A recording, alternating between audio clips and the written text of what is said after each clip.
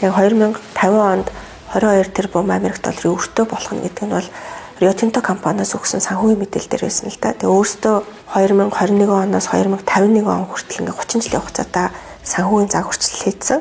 Тэгээ тэр загварчлалтаа яг манай улс ингээ 22 тэрбум Америк долларын өртөө болно гэдэг зүйл нь одоо яг тухайн компаниас ирсэн мэдээлэл баггүй. Тэгээ би ажлаа аваад нэг удаагүй буюу 4 сарын дараа бид нар тийм мэдээлэл иржсэн 2020 оны 12 дугаар сард. Тэгээ энэ мэдээллийг аваад үзсэн. Ер нь бол ажлын хэсгийн гишүүний хувьд төдийгүй ер нь Монгол улсын иргэний хувьд чинь миний өмнө байгаа энэ тоонд бас итгэж чадаагүй л дээ.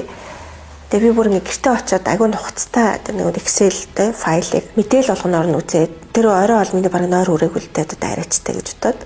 Тэгээ ер нь бол арайчтай гэхээр нөхцөл байдал очсон лээсэн.